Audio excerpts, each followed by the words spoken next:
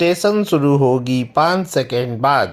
5 4 3 2 1 start. हम सभी के लिए 11 अप्रैल का दिन बहुत विशेष है।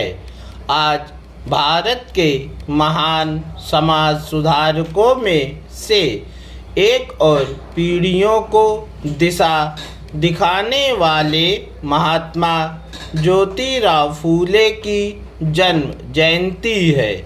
इस वर्ष यह अवसर और भी अधिक महत्वपूर्ण है क्योंकि उनके 200वें जयंती वर्ष का शुभारंभ हो रहा है।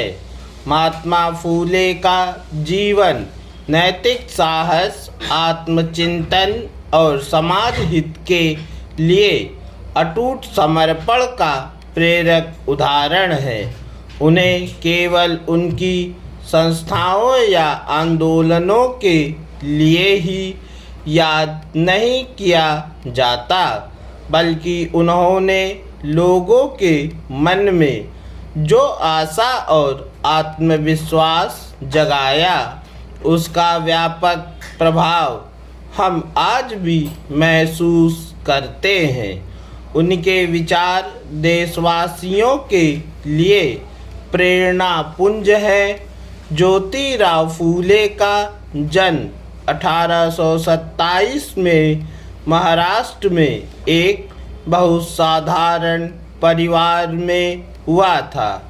शुरुआती चुनौतियां कभी उनकी शिक्षा, साहस और समाज के प्रति समर्पण को नहीं रोक पाई। उन्होंने हमेशा यह माना कि चाहे कितनी भी कठिनाइयाँ क्यों न आए, इंसान को मेहनत करनी चाहिए, ज्ञान हासिल करना चाहिए और समस्याओं का समाधान करना चाहिए, न कि उन्हें अनदेखा करना चाहिए।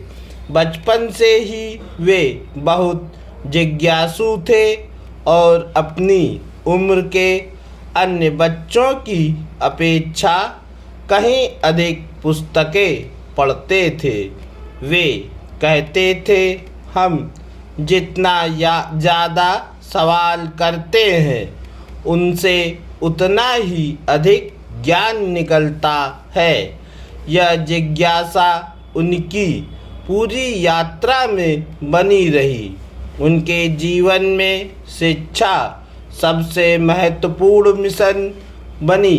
उनका मानना था कि ज्ञान किसी एक वर्ग की संपत्ति नहीं, बल्कि एक ऐसी शक्ति है जिसे सभी के साथ साझा किया जाना चाहिए।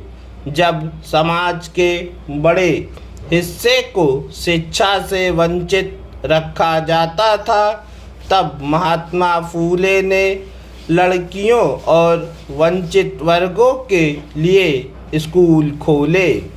वे कहते थे, बच्चों में जो सुधार माँ के माध्यम से आता है वह बहुत महत्वपूर्ण होता है।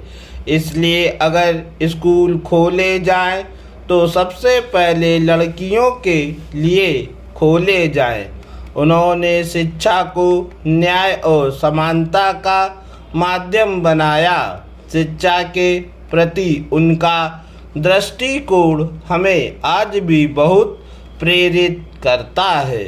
पिछले एक दशक में भारत ने युवाओं के लिए रिसर्च और इनोवेशन को बहुत प्राथमिकता दी है। एक ऐसा इकोसिस्टम बनाने का प्रयास प्रेरित हो, ज्ञान, कौशल और अवसरों में किया गया है, जिसमें युवा सवाल पूछने, नई चीज़ें सीखने और इनोवेशन के लिए निवेश करके भारत अपने युवाओं को देश की प्रगति का आधार स्तंभ बना रहा है। अपने शैक्षिक ज्ञान और बौद्धिकता से महात्मा फूले ने कृषि, स्वास्थ्य और ग्रामीण विकास जैसे क्षेत्रों की गहरी जानकारी हासिल की। पूर्ण विराम।